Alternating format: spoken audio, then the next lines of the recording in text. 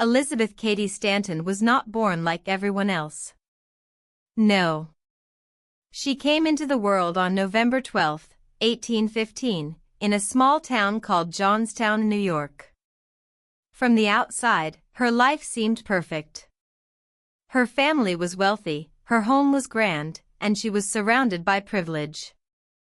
But even in a house as big as hers, Elizabeth noticed something deeply wrong. Unfairness. Injustice. And she noticed it early. Little Elizabeth was smart, very smart.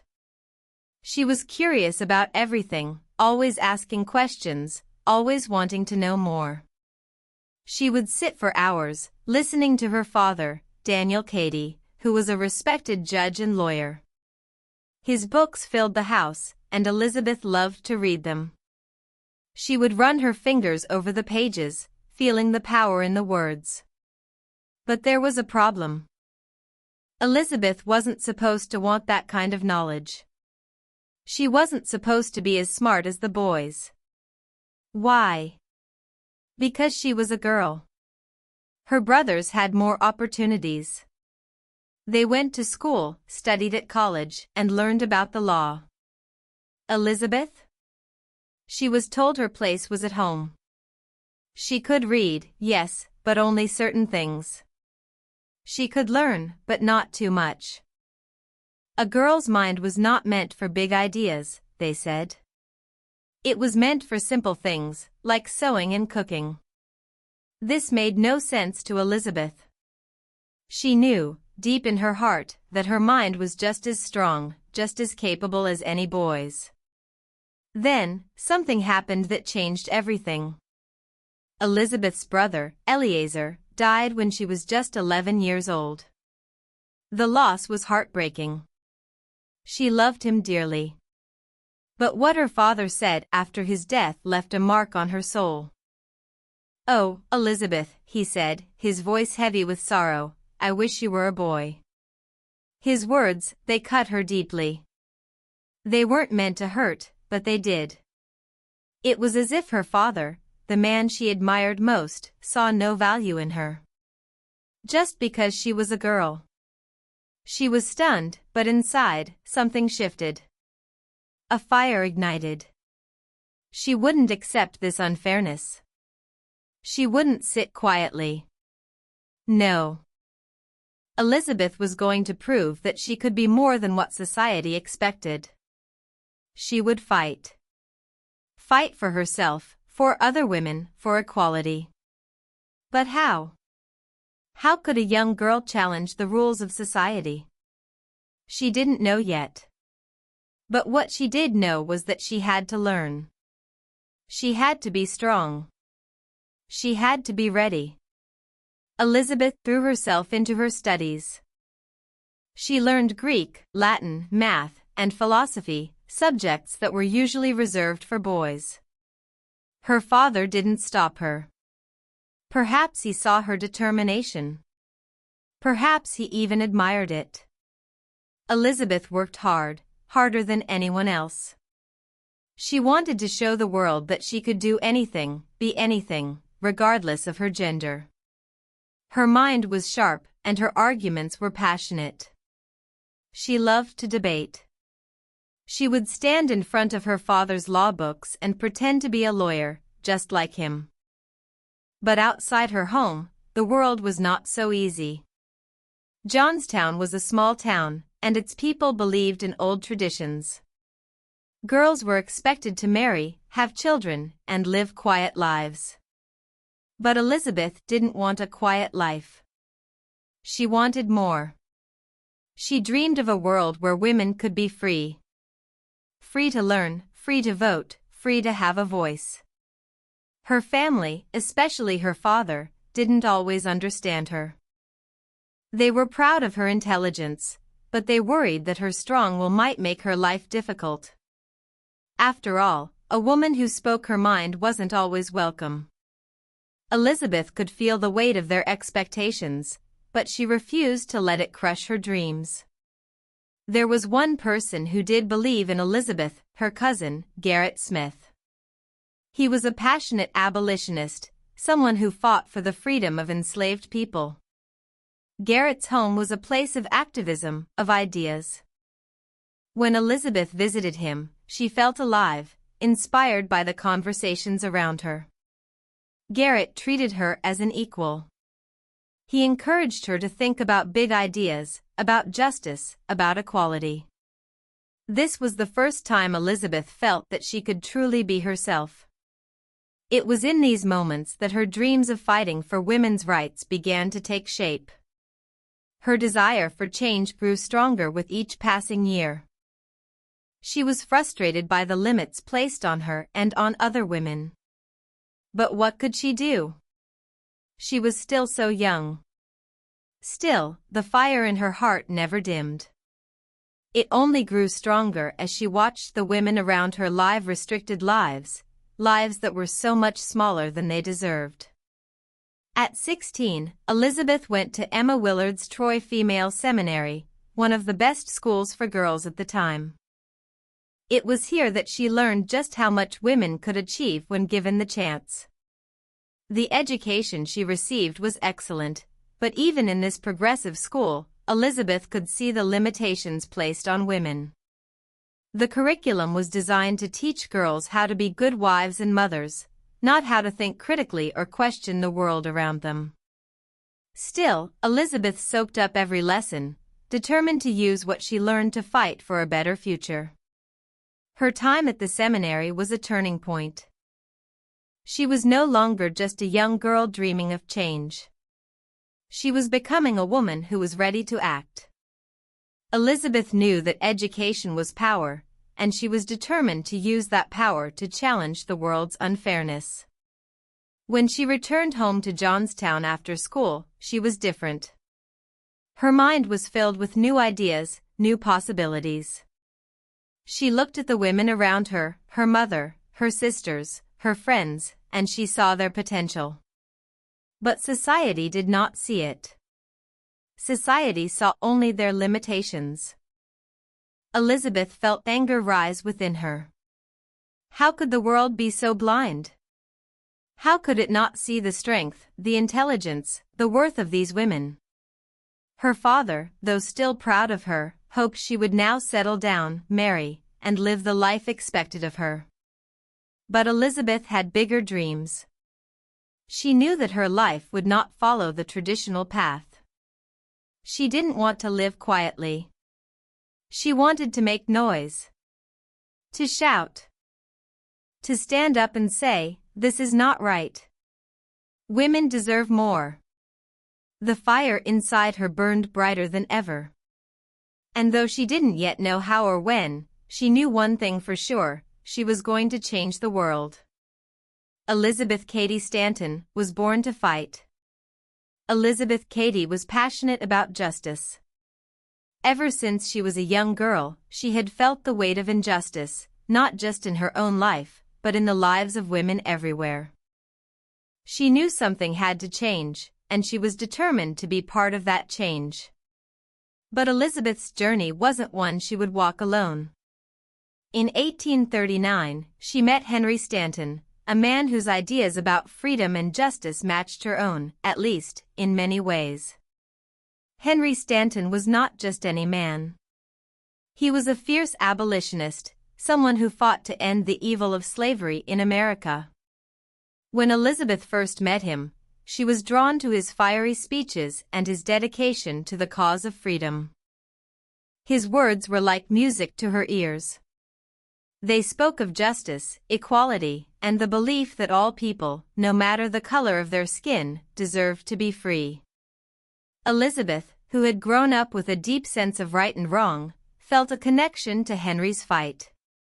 She believed in his cause. She admired his courage. And soon, she began to admire Henry himself. It wasn't long before Henry and Elizabeth fell in love. But their love wasn't just about romance. No. It was something much deeper. It was a meeting of minds, a bond over shared ideals and dreams. They were partners in the truest sense, both committed to the fight for justice, both determined to make the world a better place.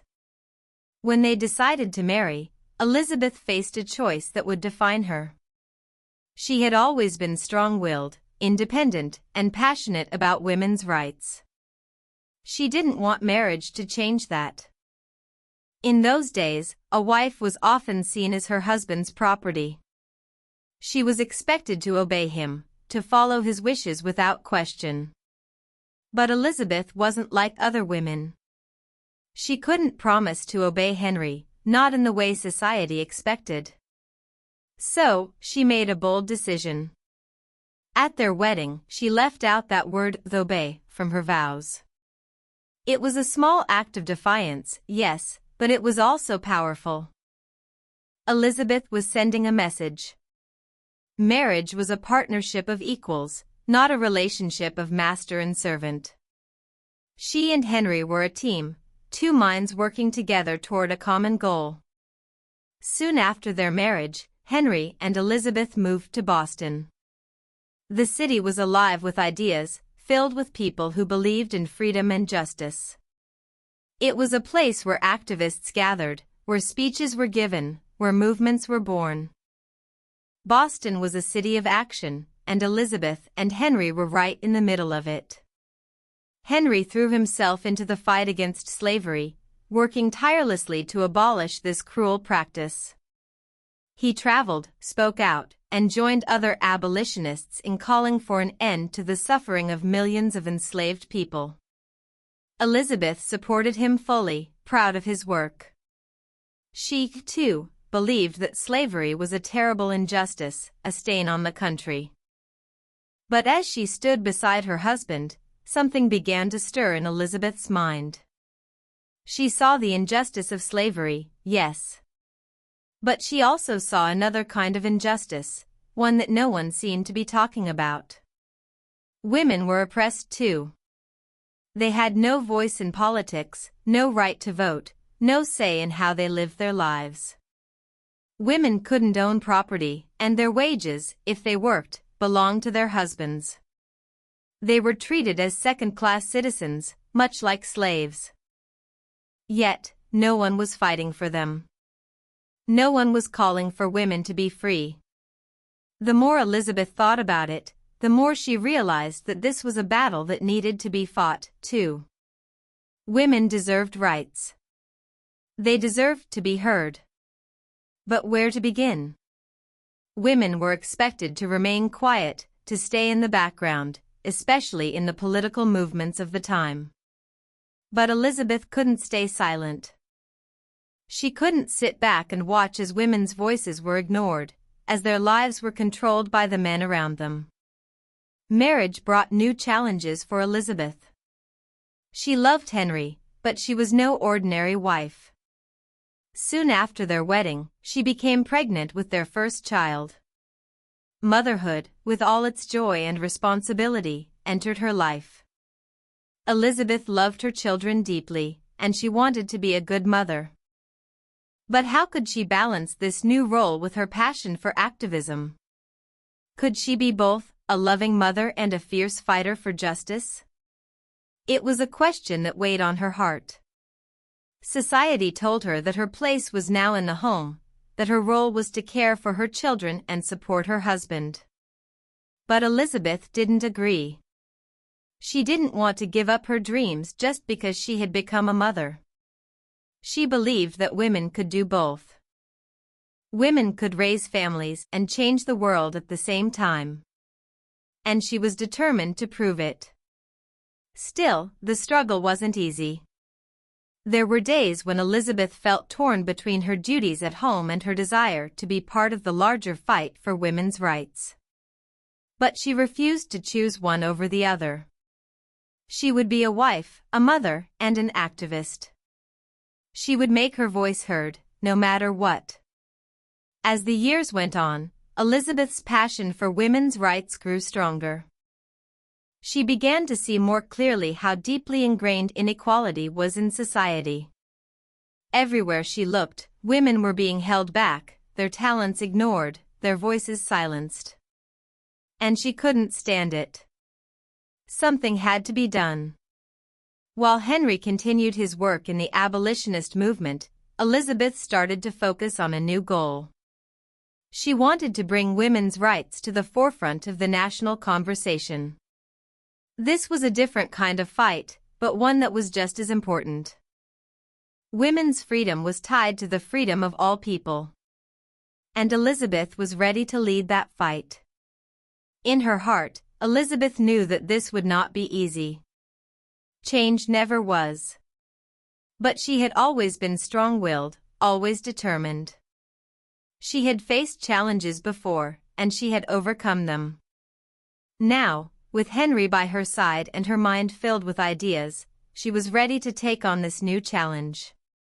Her marriage to Henry Stanton was not just a union of love, it was a union of minds, of hearts, of shared ideals.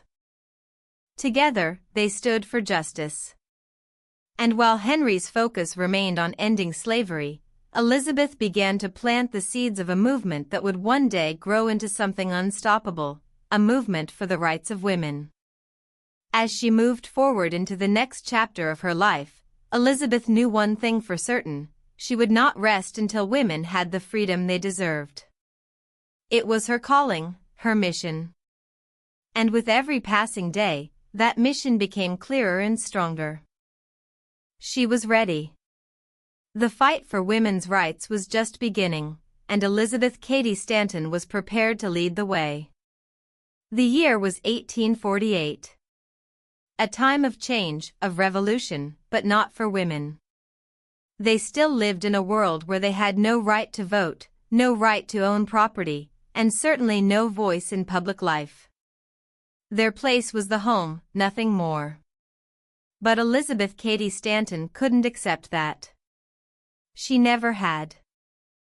And now, after years of thinking, debating, and dreaming of a better world, she was ready to act. It was a hot July in Seneca Falls, New York. The streets were dusty, the air thick with summer heat. To many, it was an ordinary day in an ordinary town. But to Elizabeth, this was the beginning of something extraordinary. Something historic. This was the day she, and a few brave women, would change the world forever. For months, Elizabeth had felt restless. She was living in Seneca Falls, taking care of her children, keeping her home in order, but her mind was full of ideas. She could not stop thinking about the inequality women faced every day. In the eyes of the law, women were little more than property. If they worked, their wages belonged to their husbands. If they married, everything they owned or earned became their husbands'. And voting? That was unthinkable. No woman had ever cast a ballot in America. Elizabeth knew this had to change. But how? She couldn't do it alone. Then came a spark that set everything in motion. Elizabeth's friend, Lucretia Mott, a Quaker and a fellow fighter for justice, came to visit. The two women sat in Elizabeth's parlor, talking late into the night. They spoke of slavery, of abolition, of their work to free enslaved people. But soon, the conversation shifted. "What about women?" Elizabeth asked. "When will our rights be part of the conversation?" Lucretia nodded. She felt it too, the need for change. The need for women to stand up and demand their rights. Together, they decided to take a bold step. They would hold a convention, right there in Seneca Falls, to talk about women's rights. It would be the first of its kind, the first time women came together to speak out, publicly, about their lack of freedom. People told them it was impossible. They said no one would come.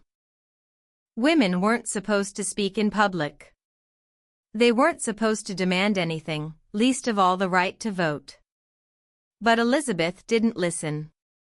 She knew that this was the moment. If they didn't act now, when would they? So, with determination in their hearts, Elizabeth and Lucretia organized the first women's rights convention. They posted a simple notice in the local paper. A convention to discuss the social, civil, and religious condition and rights of women will be held in the Wesleyan Chapel at Seneca Falls, July 19th and 20th. That was it. No grand promises. No fiery declarations. Just an invitation to change history. The day arrived. Elizabeth stood nervously at the front of the Wesleyan Chapel, her heart pounding. What if no one came? What if they were laughed at? What if the world wasn't ready to hear what they had to say? But then, the doors opened. And people began to arrive. Women, so many women, from all over the area, walked into the chapel, their eyes wide with curiosity, their faces serious. There were men too, some who came to support their wives or sisters, others who came out of simple interest. The room filled, slowly at first, then more quickly. By the time the convention began, there were more than 300 people crowded into the small chapel. Elizabeth could hardly believe it. They had come. They were ready to listen. Taking a deep breath, Elizabeth stepped forward to speak. Her hands trembled slightly as she held her notes, but her voice was steady. "We are assembled," she began, "to protest against a form of government existing without the consent of the governed, to declare our right to be free as man is free." Her words echoed through the chapel, ringing with a strength and certainty that came from deep within her. "We hold these truths to be self-evident," she continued, "that all men and women are created equal." The room went silent. People leaned forward in their seats. Did she just say women? Yes, she did. Elizabeth was declaring something radical, something unheard of. She was saying that women were equal to men. That they deserved the same rights, the same opportunities, the same freedoms.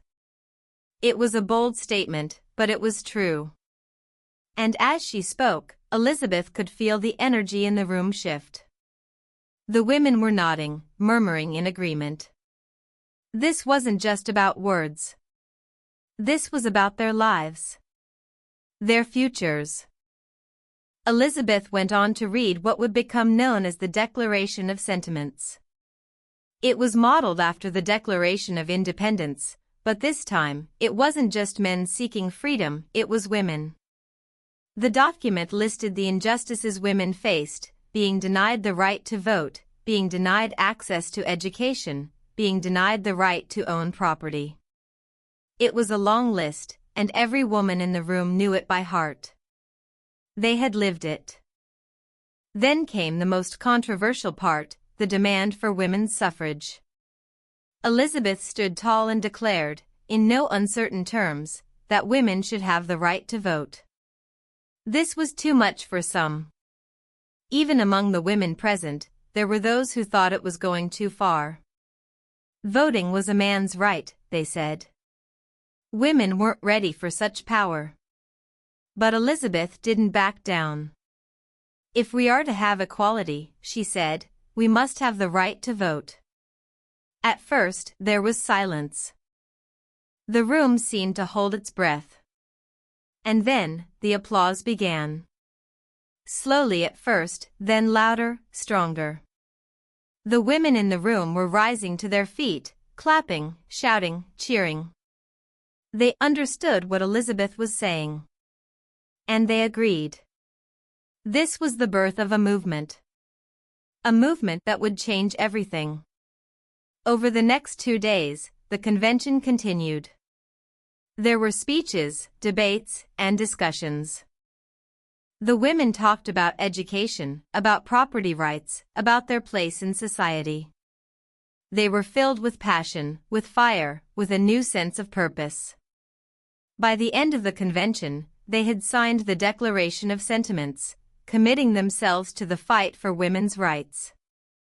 Elizabeth knew this was just the beginning. The road ahead would be long and hard. There would be resistance, ridicule, even anger. But she also knew that they had taken the first step. The women of Seneca Falls had spoken, and they wouldn't be silenced again.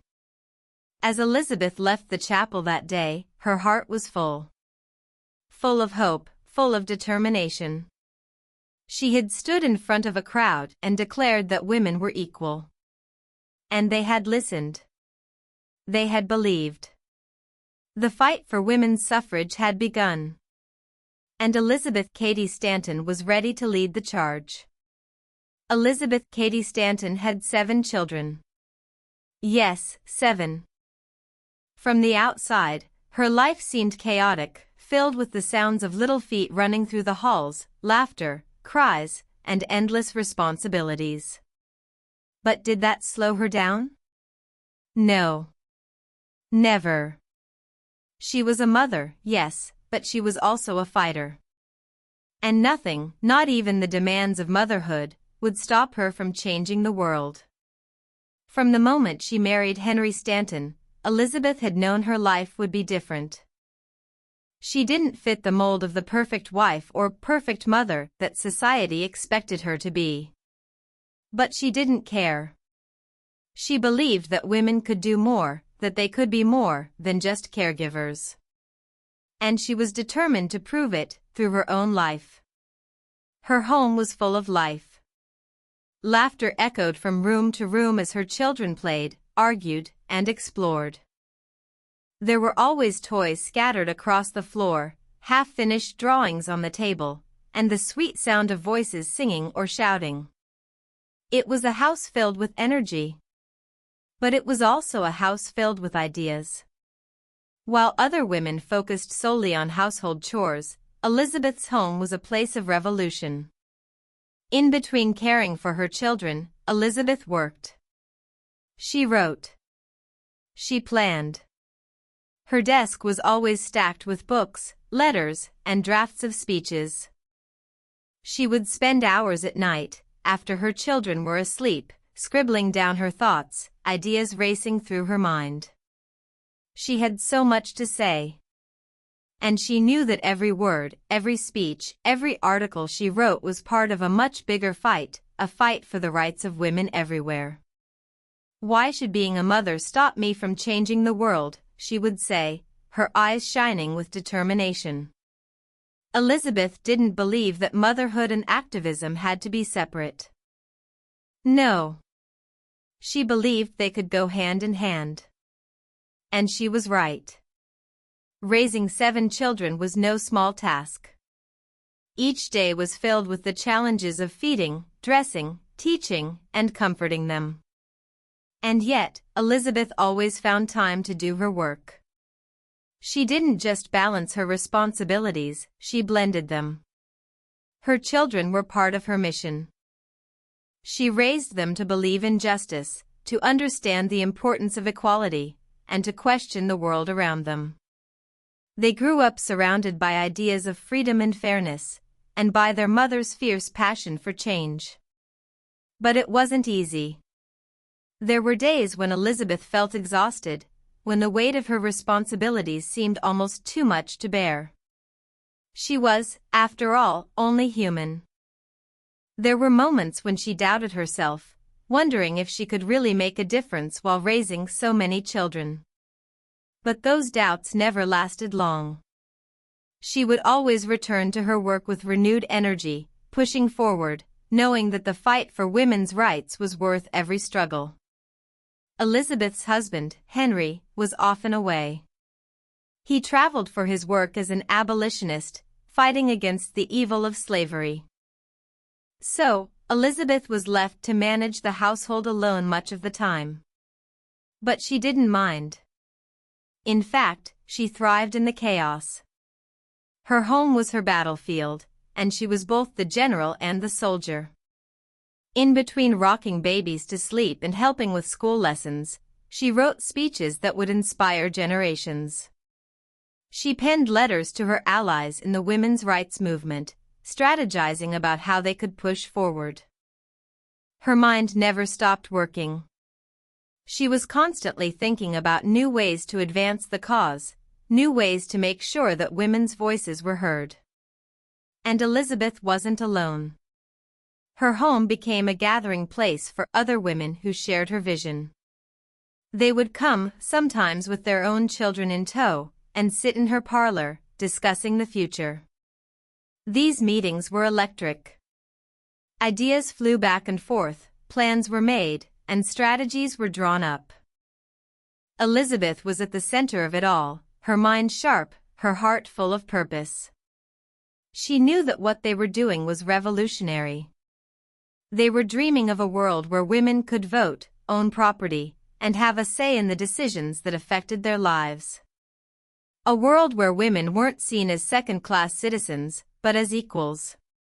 It was a bold dream, and Elizabeth was determined to make it a reality. Her children, too, were part of this revolution. They grew up watching their mother work tirelessly for a cause she believed in. They learned, through her example, that women could be strong, that they could fight for what was right, and that they didn't have to choose between family and activism. Elizabeth's daughters, in particular, saw in their mother a model of what a woman could be: fierce, intelligent, and unafraid to challenge the world. But Elizabeth's fight wasn't just about speeches and meetings. It was about living her beliefs every day. She refused to accept the traditional roles that society had assigned to women. She taught her daughters to be independent, to think for themselves, and to never accept limitations just because of their gender. Her sons, too, were raised to respect women and to understand that equality wasn't just a women's issue, it was a human issue. Elizabeth's home, with all its noise, mess, and life, was a place of revolution. It was where the future of women's rights was being shaped, day by day, moment by moment. Every conversation, every letter, every meeting that took place within its walls was part of the larger movement that would eventually lead to the right to vote, the right to own property, and so much more. In many ways, Elizabeth's life was an example of what she was fighting for. She was proving, through her actions, that women could be both mothers and leaders. That they could raise children and change the world. And in doing so, she was laying the foundation for future generations of women who would follow in her footsteps. Elizabeth Cady Stanton was more than just a mother. She was more than just a fighter. She was both, and she refused to choose between the two. Her life was proof that women didn't have to give up their dreams when they became mothers. Instead, they could bring their children along with them on the journey. As she looked around her bustling home, filled with the laughter and chaos of her children, Elizabeth knew one thing for certain: her work was far from over. But she was ready. She had always been ready. Her home, her heart, her mind, were all part of the fight. And as long as she had breath, she would keep fighting. For her children. For all women. For the world. The year was 1861. The United States was tearing apart at the seams. The Civil War had begun, a brutal conflict that would tear brother from brother, state from state, and leave the country forever changed. The war wasn't just about land or politics, it was about freedom, the freedom of millions of enslaved people whose lives were bound in chains. And Elizabeth Cady Stanton couldn't stand by and watch. She had always been a fighter. Always believed in justice. And now, that fight extended far beyond women's rights. As the cannons fired and soldiers marched to battle, Elizabeth felt her focus shift. The fight to end slavery consumed the nation, and she threw herself into the cause. She had long been an abolitionist, standing side by side with her husband, Henry, and her friend, the great Frederick Douglass. The cries of enslaved people, their longing for freedom, echoed in her heart, just as deeply as the cries of women who were denied their rights. The two struggles felt intertwined, both about dignity. Both about justice. As the war raged on, Elizabeth spoke out passionately, writing letters, giving speeches, and urging others to join the fight for freedom. She called for the end of slavery and for the emancipation of all enslaved people. This was a time of great moral urgency, and Elizabeth knew it. She believed with all her soul that the nation could not truly be free until everyone, black and white, man and woman, was free. But even as victory neared, and the end of slavery was in sight, another battle began to brew. It was a battle within the hearts of those who had fought so hard for justice. The question now was, what comes next? With the passing of the 13th Amendment in 1865, slavery was officially abolished. It was a moment of celebration, of triumph. But the fight wasn't over. Now, the nation faced a new challenge, Reconstruction. The question of rights for African Americans became urgent. Could they vote? Could they own land? Could they truly live as free citizens? Elizabeth, always committed to equality, believed the answer was clear, yes. Of course. But then, another question emerged. What about women? Should women, too, be granted the right to vote? Should women, who had fought so hard for justice, be included in these new laws of equality? For Elizabeth, the answer was obvious. Justice cannot be divided, she said. If we fight for the rights of one group, we must fight for the rights of all. But not everyone agreed. Many of her allies in the abolitionist movement, including Frederick Douglass, believed that the focus should remain on African American men. Women's rights, they said, could wait. They argued that pushing for both could jeopardize everything. The country wasn't ready for such a radical idea. African American men were in desperate need of protection and rights after the horrors of slavery. It was their time. Women could wait. But Elizabeth didn't want to wait. She couldn't wait. She had spent too many years watching women be ignored, silenced, and pushed aside. How could they now, in this moment of change, be asked to step back again? It was a painful divide, a divide between two causes she believed in so deeply. Her heart ached. Frederick Douglass, her dear friend and ally, stood on one side. They had fought together for freedom for so long, but now, they disagreed. Elizabeth believed that equality had to be for everyone, black, white, male, female. But Douglass felt that this was the time for African American men. He worried that including women's rights in the fight might weaken their chances. This is the Negro's hour, he said. Elizabeth understood his pain. She knew what he had endured, what millions of black Americans had suffered. But still, she could not accept that women should be told to wait, again. She believed in her heart that justice was justice. Justice cannot have two faces, she argued. It must be for all or it is for none. It was a time of deep reflection for Elizabeth. She questioned herself, her beliefs, and the path ahead. She faced criticism from those who once supported her. Some thought she was asking for too much, pushing too hard. Others called her selfish for insisting that women be included in this crucial moment of change. But Elizabeth couldn't silence the voice inside her that screamed for equality. Even when it cost her friendships, even when it meant standing alone, she didn't waver. The fight for women's suffrage had already begun, but now it faced new challenges. Some saw the two movements, abolition and women's rights, as separate. But Elizabeth couldn't see it that way. To her, they were one and the same. How can we call ourselves a nation of freedom, she asked, if half of our citizens are still denied their rights? She wasn't just talking about race, she was talking about gender. As the 14th and 15th Amendments were drafted, granting rights and citizenship to African American men, Elizabeth fought to include women. She fought fiercely, with every ounce of her strength. But the tide was against her. In the end, the amendments passed without including women. It was a bitter defeat. Yet, even in defeat, Elizabeth did not lose hope. She knew that the fight was not over. The country had taken a step forward, yes, but it had not yet arrived at true equality. Not until women, too, were given the right to vote and the freedom to shape their own futures. It was a time of challenge for Elizabeth, personally and politically.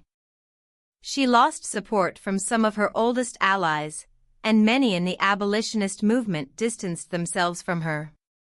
But she never regretted standing up for what she believed in. She had fought for the rights of African Americans and would continue to do so. But she would also keep fighting for women, no matter how long it took. Elizabeth knew that real equality could not be divided. It could not be split into parts or rationed out. Equality, in its truest form, had to be for all. And she would keep fighting until the day that every person, black or white, male or female, was free to live as an equal in the eyes of the law. The war within, between the rights of African Americans and the rights of women, was painful, but it was also a turning point. It forced Elizabeth to dig even deeper into her beliefs, to stand firm, and to never give up on her vision of justice for all. And though the road ahead was still long, Elizabeth Cady Stanton knew one thing for certain: the fight for women's rights was far from over, and she would be there every step of the way until it was won. Elizabeth Cady Stanton knew something very important, something that most people overlooked. The greatest battles weren't fought with swords, or guns, or fists. No. The most powerful battles, the ones that changed the world, were fought with words. And Elizabeth's greatest weapon was her pen. She didn't need to march into battle with armor or stand on the front lines with a flag.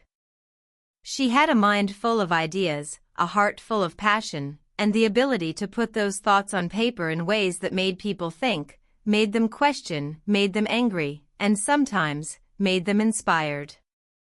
From the very beginning of her fight for women's rights, Elizabeth understood the power of words.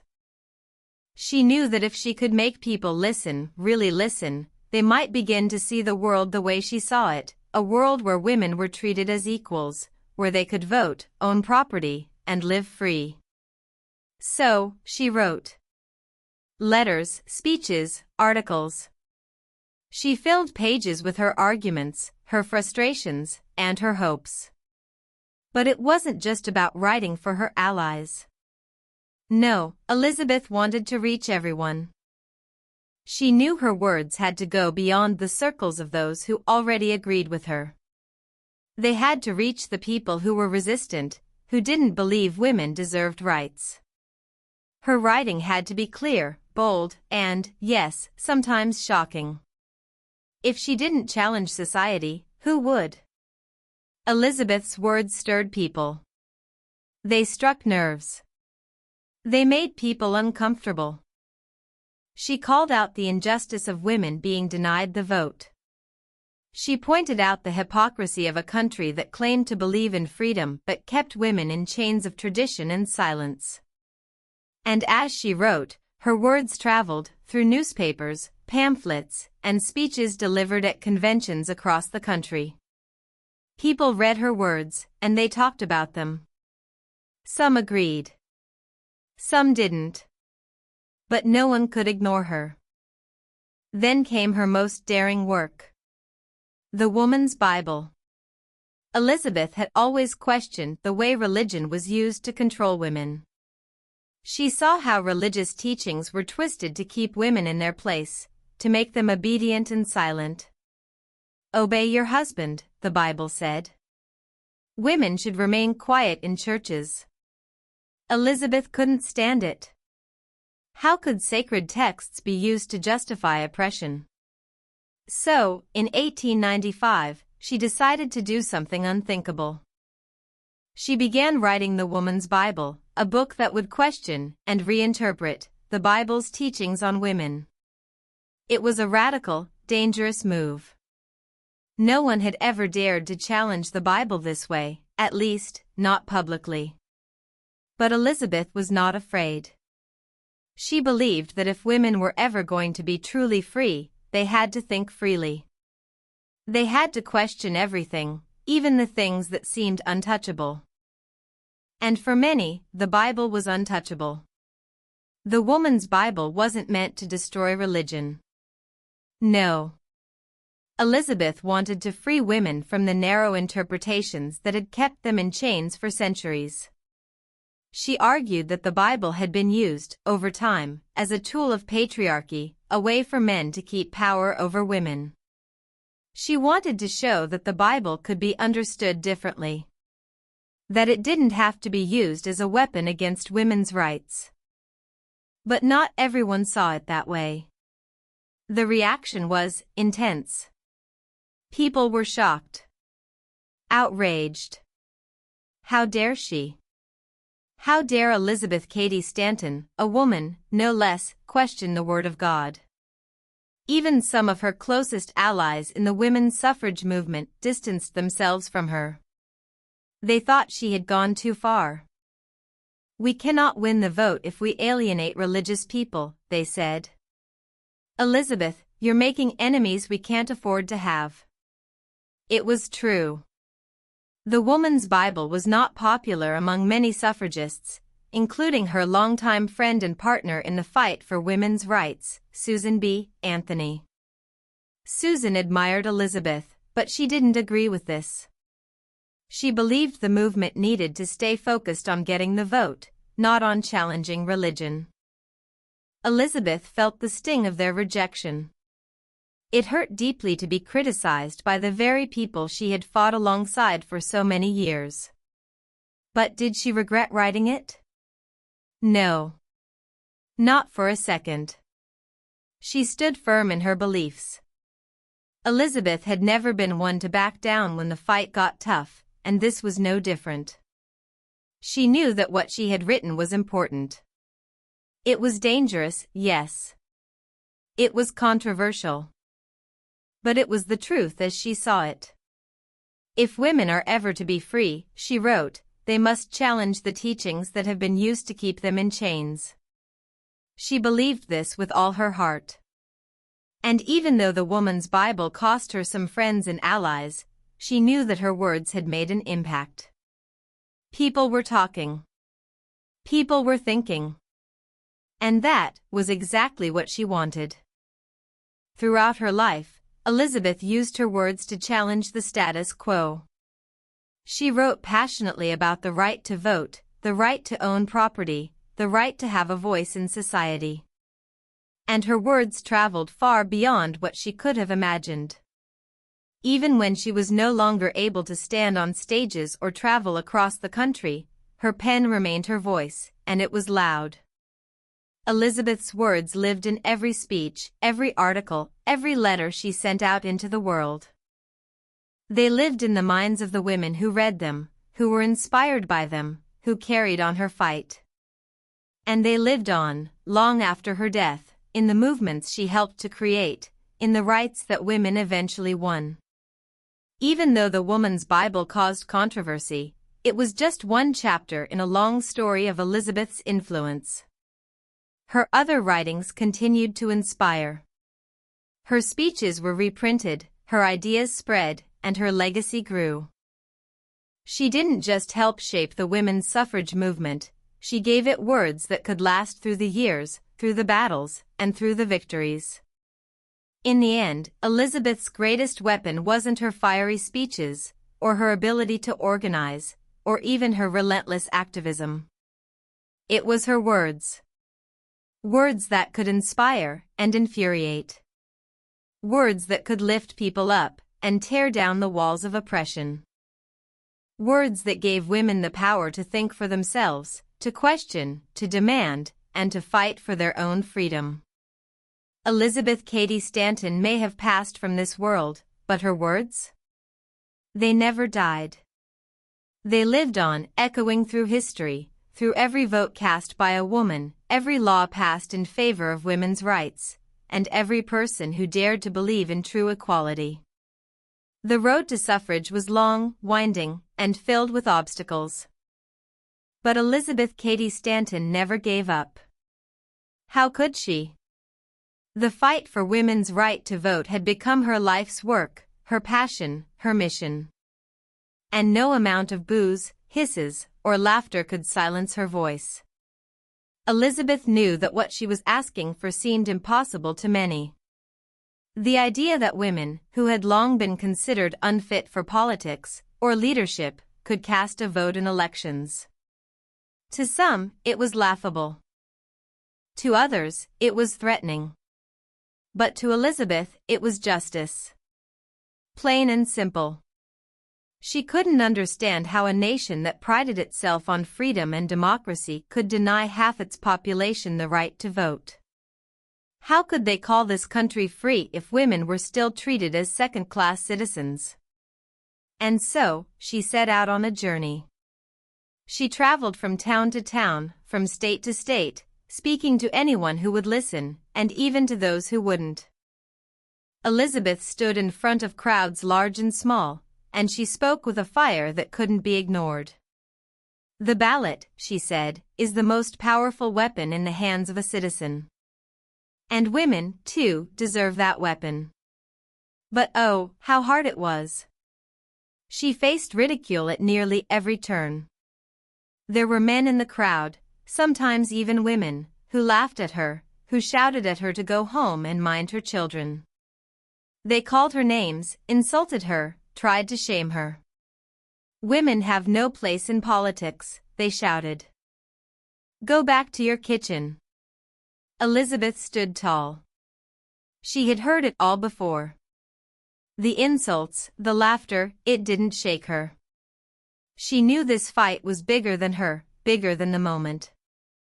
I am not fighting for the moment, she would say, her voice steady, her eyes fierce. I am fighting for the future. And that's what kept her going, even on the hardest days. She wasn't alone, of course. By her side was her dear friend Susan B. Anthony. Together, they formed a dynamic duo. Susan often took to the road, traveling to speak while Elizabeth stayed home to write the speeches and articles that would inspire the movement. Susan was the face of the campaign, traveling tirelessly across the country, while Elizabeth was the mind behind the words. Their partnership was unbreakable, their bond forged in the fires of a shared dream. But this fight wasn't just about speeches and rallies. It was about changing minds, changing hearts, and changing laws.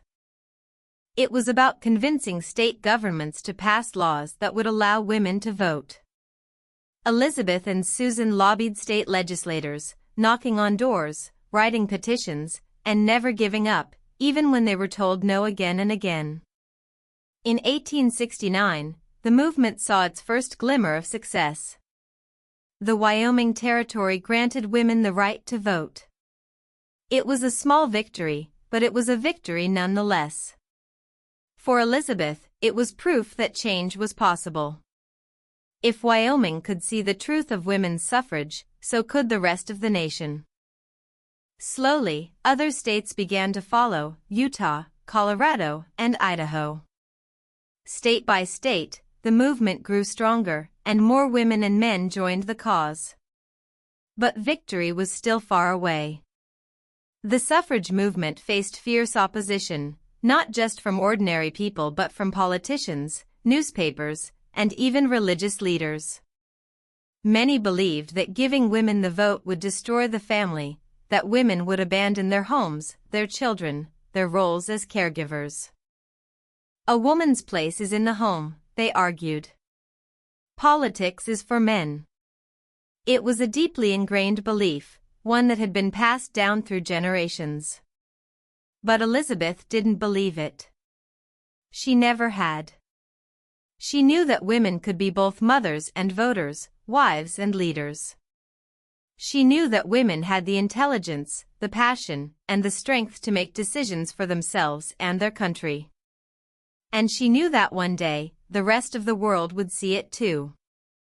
As the years went on, Elizabeth grew older, but her fire never dimmed. She continued to write, to speak, to push for change. She saw new generations of women step up, inspired by her words and her determination. The suffrage movement had become a national force, and Elizabeth's influence was everywhere. She was proud of how far they had come, but she also knew that there was still a long way to go. She often wondered if she would live to see the day when women could vote. Deep down, she knew that she might not. But that didn't matter to her. Elizabeth wasn't fighting for herself. She was fighting for her daughters, for her granddaughters, for women she would never meet.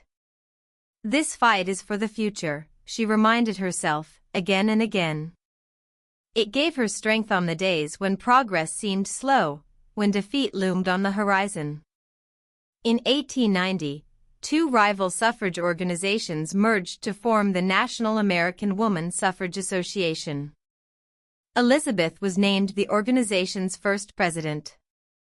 It was a great honor, a recognition of her decades of work, but she wasn't ready to slow down. There was still so much to do. She continued to speak out, even when her body grew tired. Her mind, however, was as sharp as ever. In her final years, Elizabeth watched as the movement she had helped to build marched on, gaining strength with every passing year. Women across the country were organizing, marching, demanding their rights. The momentum was unstoppable. And though Elizabeth knew her time was coming to an end, she could feel that the victory was near. In 1902, at the age of 86, Elizabeth Cady Stanton passed away. She did not live to see women win the right to vote, but her legacy was secure. She had laid the foundation for a movement that would change the course of history.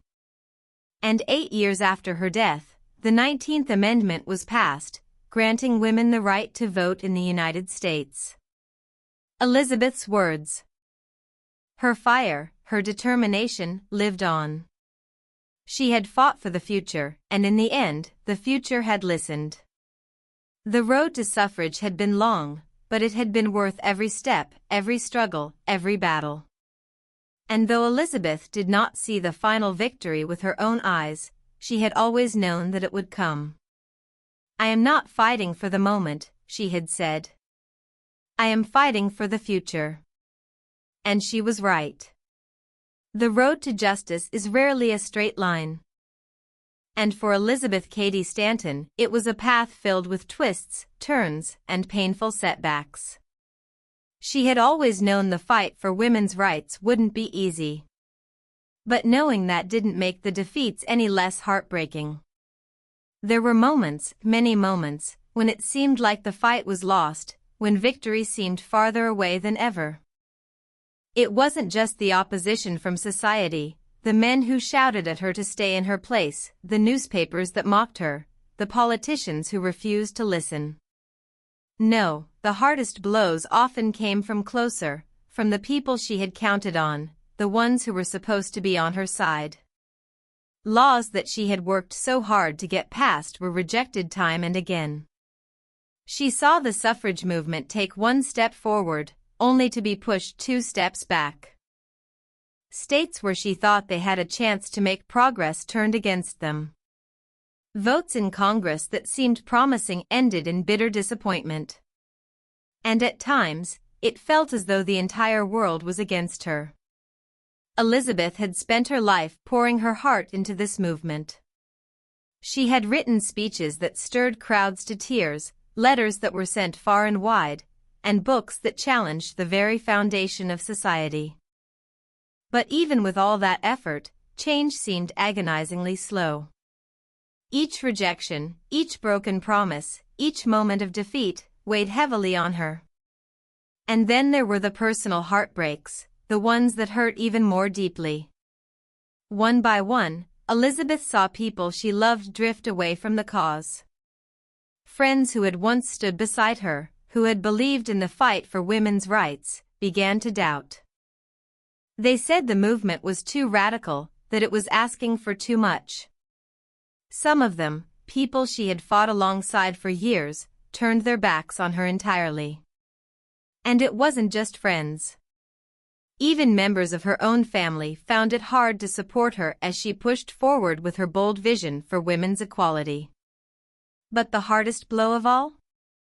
The loss of her beloved brother-in-arms, Frederick Douglass. After the Civil War, when the fight for African American men's rights took center stage, Douglass and Elizabeth found themselves on opposite sides of a painful divide. While she believed that the fight for women's suffrage should move forward alongside the fight for African American rights, Douglass felt that it was not the time for both. He believed that securing the vote for black men was the urgent priority, and that women's suffrage could come later.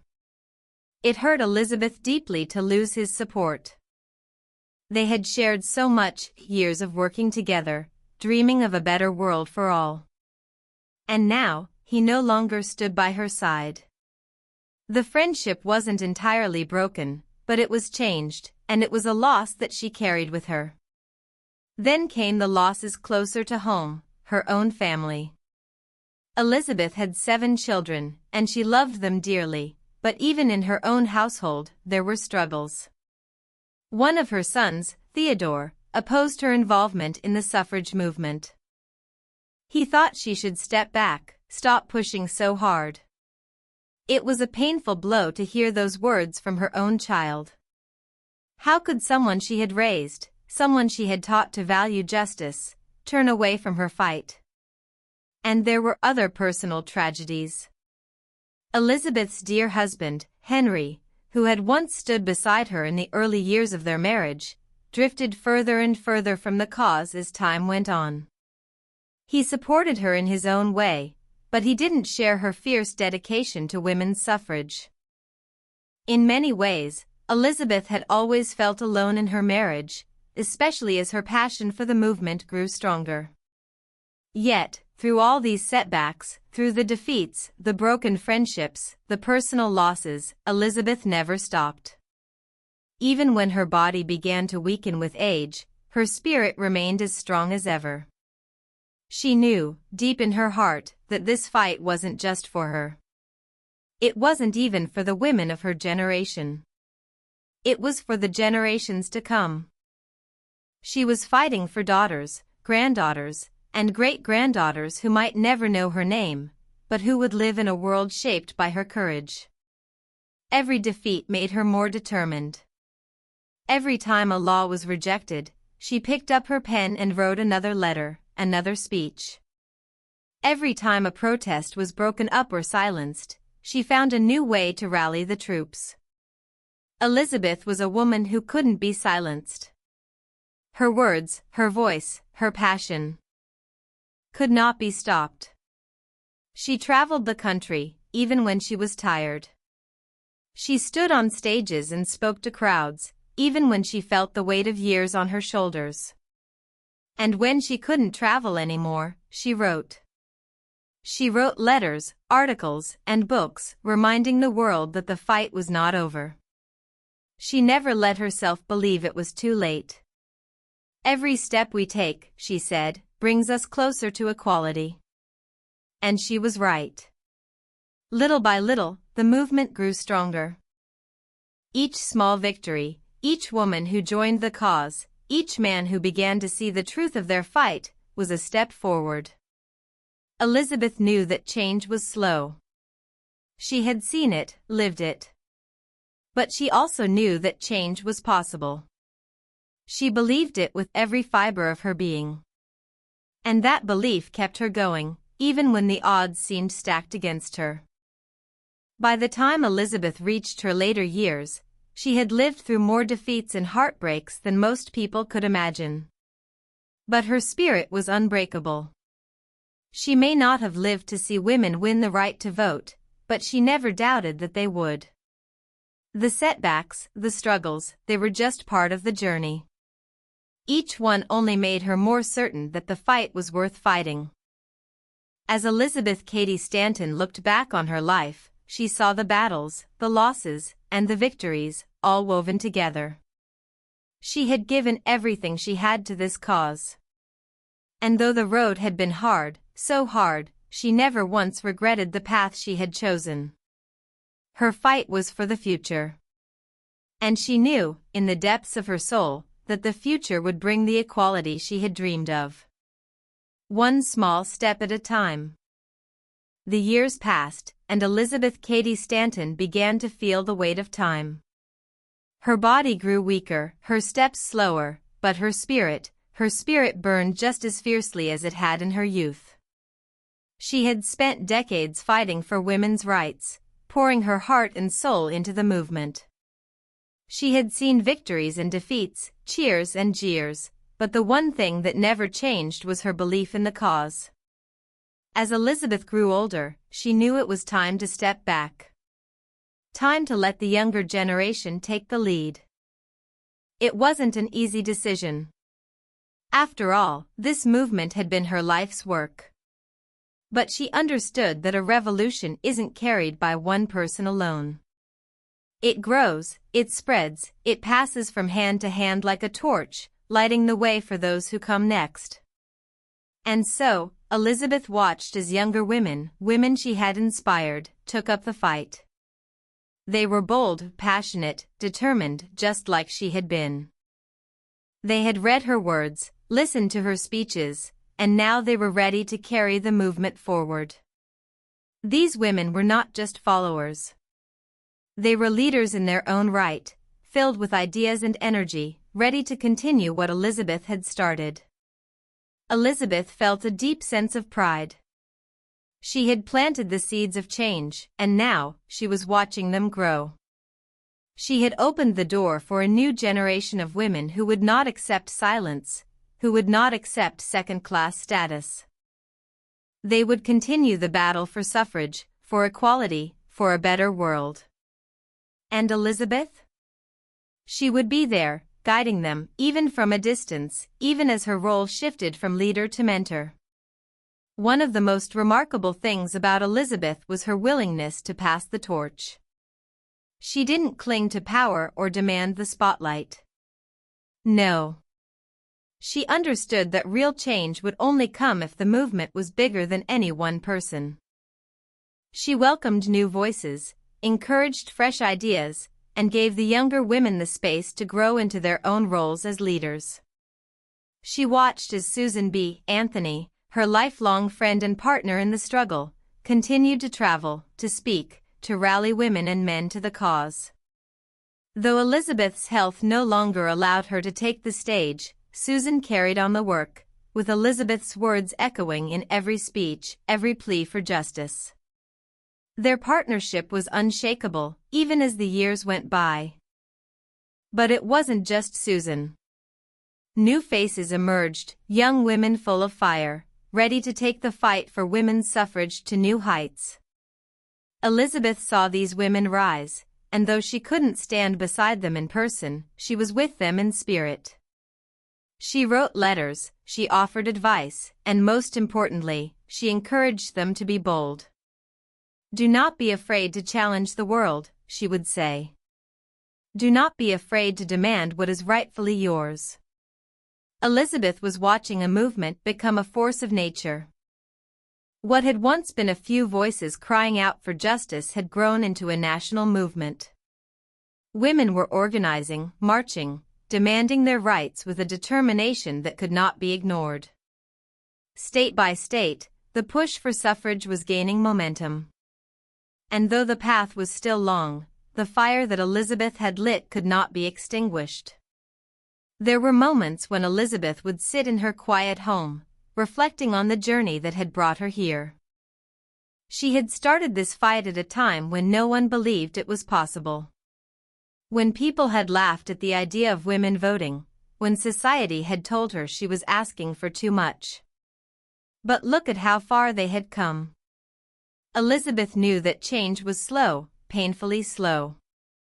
But she also knew that real change, lasting change, was worth the wait. She often thought about the future, about the women who would come after her. She wouldn't live to see the final victory. She knew that. But that didn't matter. "I am not fighting for myself," she had always said. "I am fighting for the future." And she had done exactly that. She had built a foundation for future generations to stand on, a foundation that would carry them to victory. Elizabeth had started something powerful, something unstoppable. And even though she would not see the day when women cast their ballots in national elections, she had no doubt that day would come. She could feel it in the air, in the energy of the women around her, in the growing support for the cause. Victory was on the horizon, and Elizabeth knew that her work had not been in vain. In her later years, Elizabeth continued to write. She couldn't travel like she used to, but her words still had power. She wrote letters, articles, and books, always pushing the movement forward, always reminding people that the fight was not over. Even as her body grew frail, her mind remained sharp, filled with ideas and dreams of a world where women were truly equal. Her most famous work in those years was The Woman's Bible, a controversial and daring book that challenged the way religion had been used to oppress women. It was bold, and it cost her support from some allies. But Elizabeth didn't care. She had never been afraid to speak her mind, to question the status quo, to challenge the foundations of society if it meant paving the way for women's freedom. And as the years passed, Elizabeth found peace in knowing that she had done her part. She had started a movement, sparked a revolution, and passed the torch to the next generation. She had fought tirelessly for women's rights, and now, she was watching the world begin to change. The doors she had worked so hard to open were swinging wide, and women were stepping through them, ready to claim their place in the world. Elizabeth Cady Stanton passed away in 1902, at the age of 86. She did not live to see the passage of the 19th Amendment, the amendment that would grant women the right to vote. But she knew it was coming. She had laid the groundwork, and she had passed the torch. The fight would continue, and the victory would be won. And so, even as she left this world, Elizabeth left behind a legacy that would echo through the ages. She had not just fought for women's rights. She had opened the door for future generations to walk through. She had shown them the way. And though she did not live to see the final victory, her spirit was there, in every vote cast by a woman, in every right won, in every step forward toward equality. Elizabeth Cady Stanton had passed the torch, and the flame would never go out. Elizabeth Cady Stanton passed away on October 26, 1902. She was 86 years old. Her heart had finally grown weary after a lifetime of fighting for justice, for women, for the future. But as her spirit left this world, her legacy remained, burning brighter than ever. The flame she had ignited, the fire for women's equality, would not be extinguished. It would only grow, carried on by the hands of the women who followed her, those who had been inspired by her words, her strength, and her relentless courage. 18 years later, in 1920, women across the United States finally won the right to vote. The 19th Amendment was passed, and the dream Elizabeth had dedicated her life to became a reality. She did not live to see it, but she had known, deep in her heart, that the day would come. Her words, her ideas, had planted the seeds that would grow into this victory. It was a triumph she had fought for, and though she wasn't there to witness it, her spirit was woven into every step of that long, hard-won journey. But Elizabeth's legacy didn't stop with the right to vote. Oh no. She had fought for so much more than that. Her vision was broader, deeper, more ambitious. She had dreamed of a world where women weren't just given the right to vote, but where they were treated as equals in every way, politically, socially, economically. And it wasn't just about women. Elizabeth had always believed in equality for all people. Black, white, male, female. Every person deserved dignity, respect, and the opportunity to shape their own future. Susan B. Anthony, Elizabeth's lifelong friend and ally, carried the torch after Elizabeth's death. Susan continued to fight for the suffrage movement, speaking out until her own passing in 1906. The two women had been an unstoppable force, partners in the struggle, and even after Elizabeth was gone, her words continued to echo in Susan's speeches. It was Elizabeth's declaration of sentiments from Seneca Falls that had lit the spark for the movement. A declaration that said, for the first time, that all men and women are created equal. As time passed, new voices joined the movement, women like Alice Paul and Lucy Burns, who took up the fight with fierce determination. They pushed even harder, demanding that the government take women's rights seriously. Alice Paul was relentless, organizing protests and hunger strikes, even being imprisoned for her activism. But through it all, Elizabeth's spirit was there, guiding them, reminding them of the power of persistence, the power of standing up for what was right. In fact, Alice Paul once said, Elizabeth Cady Stanton was the philosopher of the woman's movement. She saw with her mind's eye the ideal, and she worked for that ideal all her life. Elizabeth's legacy was not just in her actions but in the ideas she left behind, the belief that women could and should claim their rightful place in society. And it wasn't just in the suffrage movement that her influence lived on. Elizabeth had challenged the very foundations of society.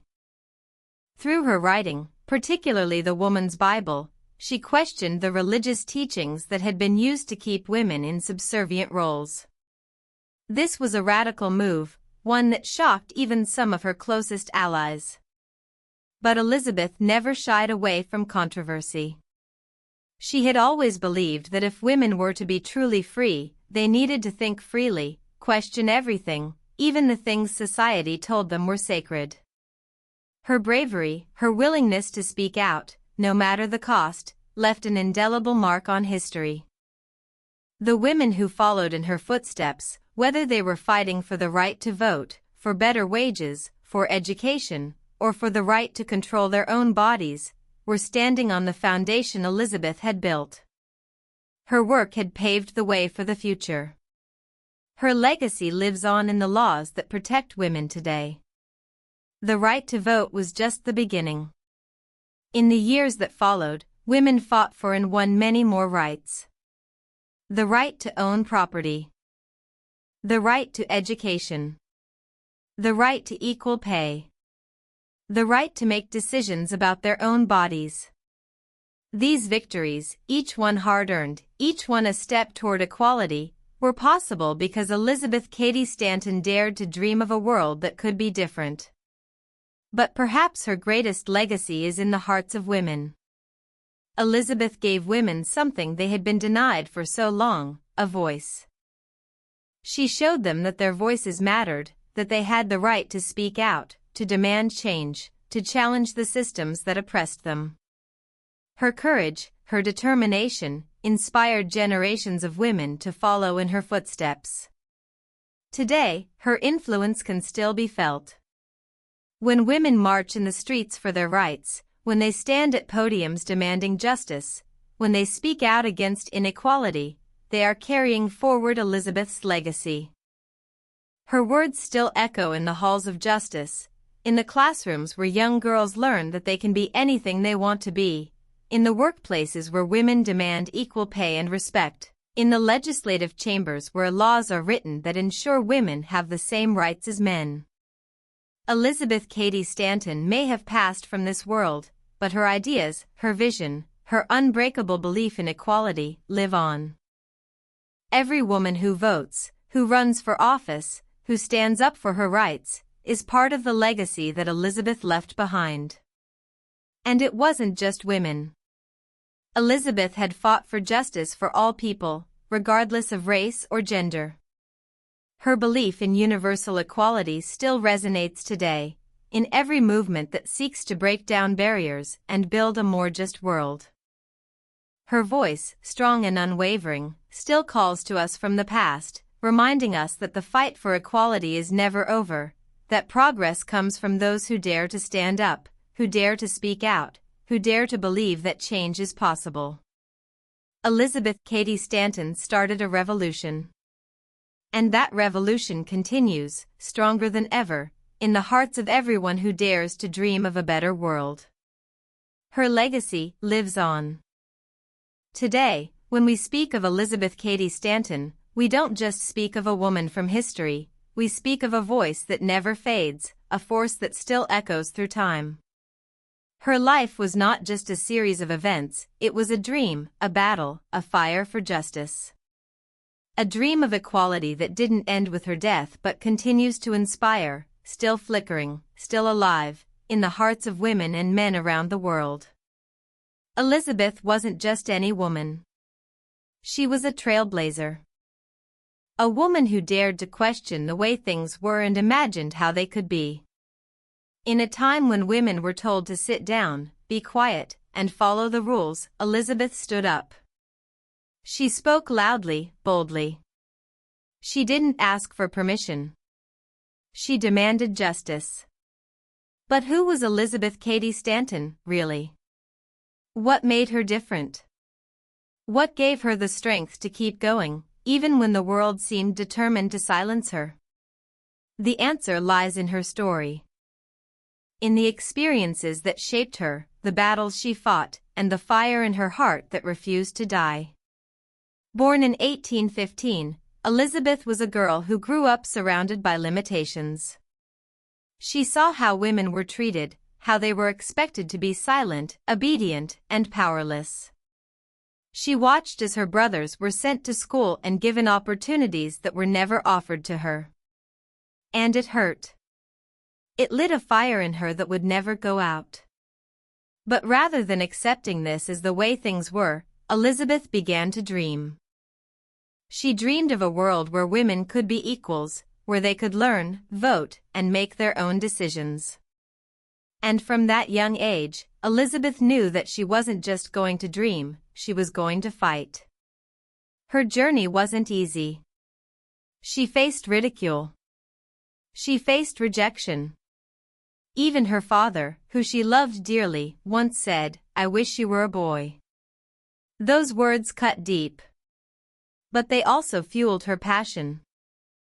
They drove her to prove that a woman could be just as powerful, just as intelligent, just as deserving of freedom as any man. Elizabeth's life became a relentless pursuit of justice. She fought for the abolition of slavery. She fought for women's suffrage. She fought for the right of women to own property, to have a say in their own lives, to be seen as equals. Every word she wrote, every speech she gave, was part of that battle. And though there were moments of defeat, moments of heartbreak, she never gave up. She knew that her fight wasn't just for herself. It was for the future. For women she would never meet, for generations yet to be born. Today, we walk in the world that Elizabeth dreamed of. Women can vote. They can own property. They can be leaders, teachers, doctors, and lawmakers. These rights, these freedoms, exist because of women like Elizabeth Cady Stanton who dared to challenge the system, who refused to accept the world as it was. But her fight, her vision, didn't stop with her. The dream of equality isn't just about the rights women won in the past. It's about the ongoing struggle for justice in the present. It's about the women and men who continue to push for equality in all its forms, whether that's equal pay, reproductive rights, or the fight against discrimination. Elizabeth's voice lives on in every person who stands up and says, "This is not right. We can do better." It lives on in the marches, in the protests, in the speeches, and in the laws that are still being written today. Her legacy is not just something we look back on, it's something we live every day.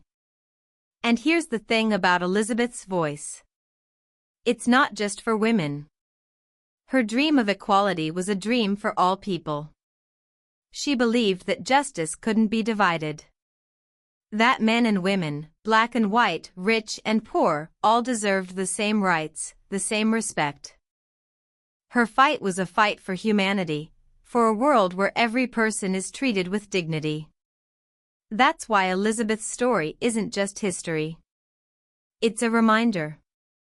A reminder that one voice, one dream, one person can change the world. It doesn't matter how impossible the fight seems. It doesn't matter how many people say no, what matters is that you keep going, that you refuse to give up. Elizabeth taught us that change doesn't come easily. It comes from the sweat and tears of those who are brave enough to stand up and demand it. And sometimes, change takes time. Elizabeth didn't live to see women win the right to vote. But she knew it would happen. She knew that her fight was bigger than herself, that it would carry on long after she was gone. And carry on it did. Because of Elizabeth, because of her courage, her determination, her words, we live in a different world today. A better world. But the fight isn't over. Elizabeth's legacy is a call to action, a call to keep pushing for justice, for equality, for the rights of every person, no matter their gender, their race, or their background. So, when we remember Elizabeth Cady Stanton, we don't just remember a woman from the past. We remember a woman who changed the future. We remember a voice that refuses to fade, that continues to inspire, to challenge, to push us toward a world where everyone is truly equal. Her story is not just a chapter in a history book. It's a living, breathing force. It's a reminder that each of us has the power to make a difference, that our voices matter, that our dreams, no matter how impossible they seem, can become reality. Elizabeth Cady Stanton was that voice. That dream. That woman. And her legacy? It lives on, forever.